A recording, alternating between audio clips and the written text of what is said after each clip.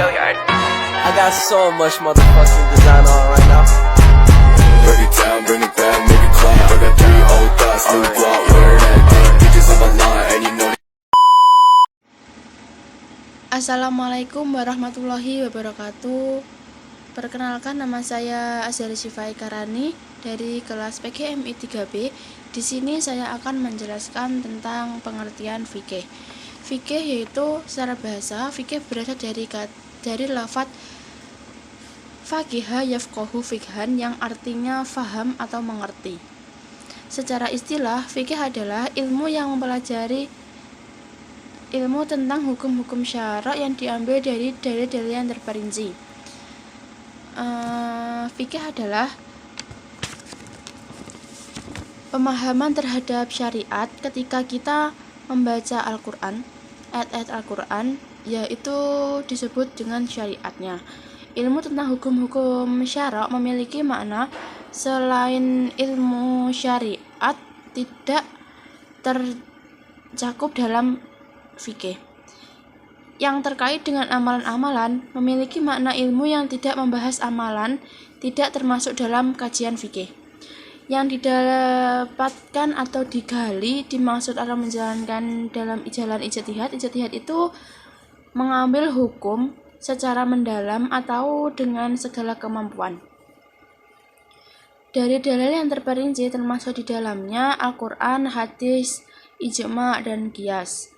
Objek kajian fikih adalah af'al mukallaf, semua perbuatan yang menjadi tugas dari hamba atau semua perbuatan hamba yang telah terkena hukum.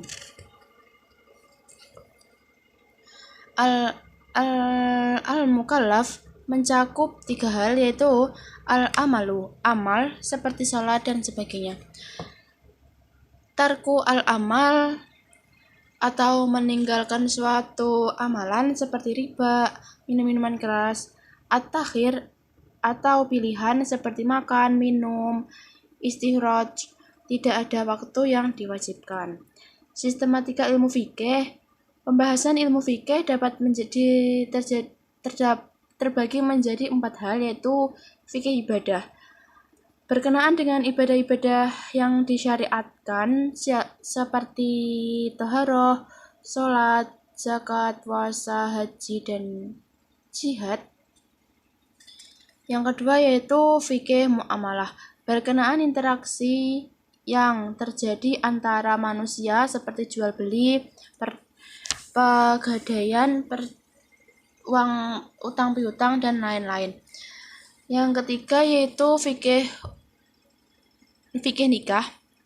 Berkenaan dengan hubungan keluarga dimulai dari seperti pranikah, pernikahan, perceraian hingga pembagian harta waris. Yang keempat fikih qada atau jinayat. Berkenaan dengan kriminalitas dan peradilannya dalam Islam. Sebenarnya fikih adalah usaha para ulama untuk menerjemahkan, merinci apa yang ada di dalam Al-Quran dan hadis. Seperti yang kita ketahui, sejarah perkembangan ilmu fikih itu sebenarnya pada masa Nabi Muhammad ilmu fikih itu belum ada. Tetapi pada saat itu sudah terdapat praktek ilmu fikih seperti sholat, zakat, puasa, haji, dan lain-lain. Kenapa harus munculnya ilmu fikih? Karena pada saat ini ilmu fikih itu diperlukan dikarenakan manusia itu butuh disistematiskan atau dirapikan pola pikirnya. Selanjutnya, pengertian syariat. Secara etimologis, kata syariat itu berasal dari kata syariah, berasal dari kata syara' yang berarti jalan menuju mata air. Kata syariat dalam beberapa ayat Al-Quran mengandung arti jalan yang lurus menuju kebahagiaan hidup. Pengertian ini menurut para ahli identik dengan pengertian agama, karena hanya agamalah yang membimbing manusia kepada kebenaran hakiki dan memperoleh kemenangan kebahagiaan di dunia. Jadi yang dimaksud dengan hukum syariat itu adalah dapat diartikan sebagai hukum-hukum atau pokok-pokok hukum yang digariskan oleh Allah dipedomani oleh manusia dan sebagai petunjuk dalam berbagai aspek kehidupan. Yang sering diungkapkan dalam Al-Quran, syariat lebih umum di dalamnya ada fikih. Hubungan antara syariat dan fikih itu, syariat berarti sumber fikih, dan fikih adalah proses memahami syariah, sekaligus hasil atau produk fikih fuqaha atau ahli fikih dalam menentukan hukum yang mempunyai sumber suci berupa syariah atau wahyu itu.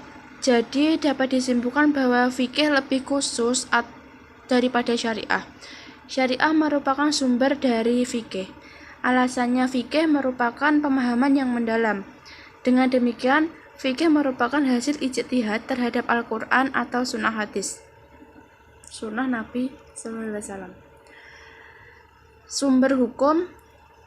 Kata hukum dalam Islam keduanya berasal dari bahasa Arab, tetapi dalam Al-Quran tidak pernah menggunakan kedua kata ini secara bergandengan. Begitu juga dengan literatur hukum Islam klasik tidak pernah menggunakan kata hukum Islam. Ungkapan yang digunakan biasanya adalah syariat Islam, hukum syara, syariah atau syara, dan fikih. Satu waktu hukum Islam berarti syariah, di waktu yang lain hukum Islam berarti fikih. Meskipun demikian, pengertian mazhab adalah jalan, berarti juga pendapat, kepercayaan, ideologi, doktrin, paham, ajaran, dan aliran. Sedangkan mazhab menurut istilah ialah kumpulan hukum yang mencakup berbagai masalah dan disertai seperangkat mode dalam menemukan dan menggali hukum dari sumbernya.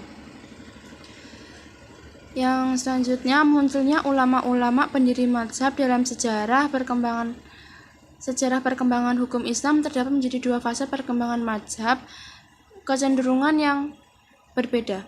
Pertama, fase di mana mazhab bersifat kedaerahan, artinya umat Islam mengikuti ulama yang ada di tempatnya masing-masing. Yang kedua yaitu fase di mana mazhab bersifat ketokohan atau perseorangan, artinya umat Islam tetap percaya pada ulama anutannya meski ulama ada di tempatnya yang berbeda.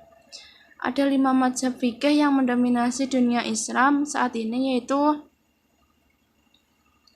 mazhab Hanafi, Maliki, Syafi'i, Hambali, dan Ja'fari oleh Imam Ja'far al-Shadiq.